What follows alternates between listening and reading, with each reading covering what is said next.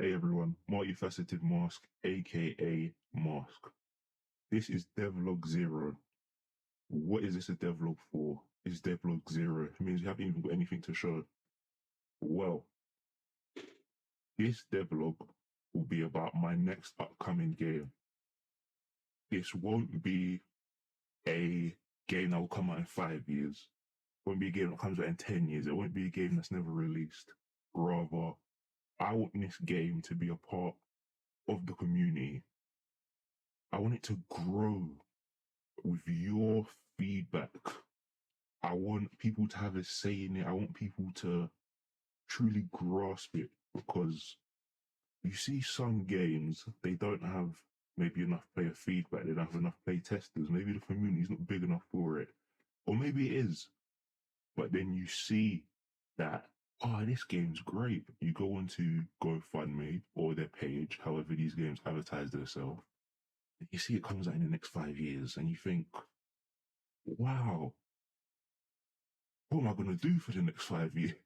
We're not going for that. We're not doing that. Rather, even though I slag him off, we're gonna follow the Yandere dev's footsteps. I know, it's a terrible thing. Don't cancel me. Hear me out.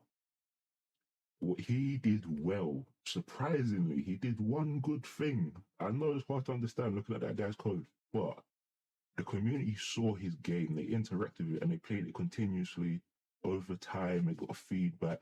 Did he really listen to it? That's a conversation in itself. But the point is that games thrive when they have beta phases, they have alpha phases, and people in the community can play test them and really get a feel for the kind of game. So that's my path, that's my journey, that's my mission. What is the game that I'm going to make? Because that's a pretty important thing. Well, what kind of game should we make? That's a huge question. You can approach it in so many different ways. You can think, what game sells? What's popular? What's something new? I'll be honest, I do not care about any of those things. Because if I wanted to focus on making a game that sells well, I'd make something iterative. I'd make another Vampire Survivors clone. I'd make another roguelike deck builder. I'm eating my own mask. I'd make a roguelike deck builder. I would, what's another game that you see all the time these days? I'd make a friend swap game, not dissing out co-op games. I'm talking about real friend swap. Like, just games that somebody will spend £5 on and forget about in 2 hours. We're not making those kind of games. We're not. Because those games don't have value. They're not meaningful. Maybe to the person that made them, they're meaningful. That's a beautiful thing. That's brilliant if that's the case, because getting your art out there is so important. But if it's just a lazy cash grab, it's something you know will sell, so you think, why not make it? If that's how you want to make games, you can make games that way. I'm not. I will judge you, in fact, actually. I was going to say, I don't judge you. I do judge you, because you're part of the problem. You're making games that aren't contributing to the ecosystem. You're just making it harder for every other game developer, because you're not trying to do anything special. You're trying to make cash. I get it. We have bills to pay. So in that sense, I understand. But it's not about just making money. It is when you do this as a job, but this isn't a job that you should do to make money. This is something you should feel passionate about, that you want to do because you want to make an art. You want to influence people's life with your games, even if it's not. That pose is funny. How do you do it? Mr. B. There you go. Even if it's not a huge game or whatnot, you just want to have people look back and be like, yeah, that was a good game. Not, oh, I can't believe I spent 20 hours playing that game when that game wasn't even very good. That they won't suggest to their friends. So what's my game? I'm doing a lot of talking. What's my game? Well, I didn't know what my game was going to be. And at the start, it was going to be quite difficult to think about what it is because you have to find what works for you. And for me, I can't make games that I don't enjoy. I can't. I can't force myself to. I've tried. I'll lose all resolve to finish it after 3 months at best because I can't do something I don't want to do. So I started looking around for inspiration. Started looking at other big games that done well that I enjoy. I started looking at books. I quite enjoyed Dune. I think that's a good book. It has rich world building. Other popular games. I like Minecraft. I like Terraria. I liked Happy Wars. That was a good game. I can't believe you can't play it anymore. That needs to be remade. If anybody running a big company is watching this, we need another Happy Wars. You will make millions if you make it. I promise you. But what game am I gonna make? Well, have you heard of Slime Rancher? Have you heard of Slime Rancher 2? Most of you like no. I have no idea what that game is. Well, it's a little game where you harvest slimes, you explore the area, you collect them. And I thought, oh, that's pretty cool. Like, I enjoy that kind of game. But I didn't want to make something like I didn't want to make a creature collector in a fashion. It didn't call out to me. Even though I enjoyed Slime Rancher, I think it's a brilliant game. You should play it. It'd definitely be worth it. But then I thought, also fantasy. We have so many fantasies about wizards and knights. Those are the typical ones.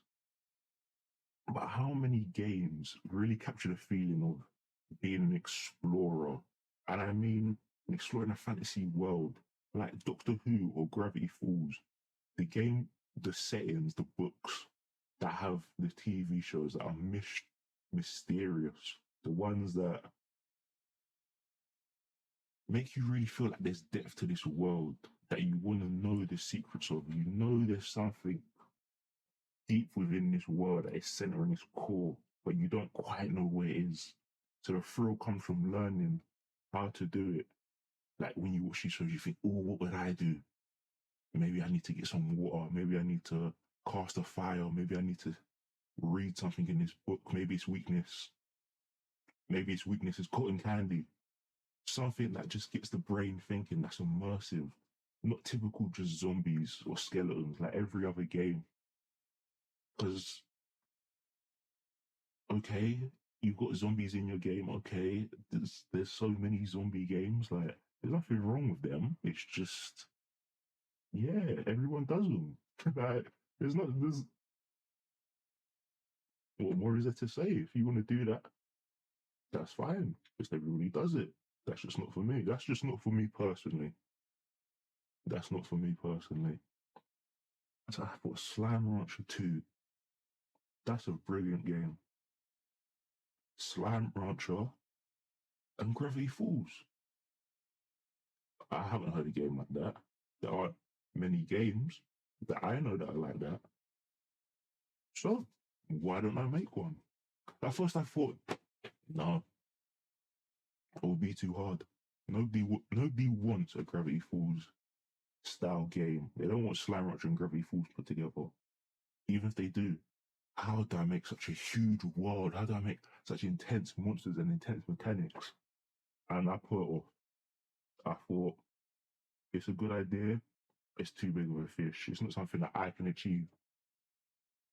But I've realized I've put off too many things in life thinking I can't do it.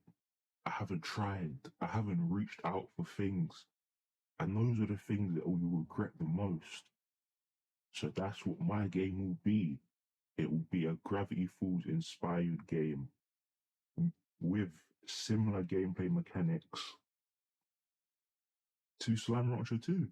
I'm not sure completely every feature of it so far. I'm not sure, you know, what's the healing system, what's the currency. I haven't thought about all those things in depth. This is still, it's an idea in its early stages, but it's a game I'm going to make. So, if you want to be a part of this journey, if you want to keep up with me, give this video a like, comment, subscribe, join the Discord server.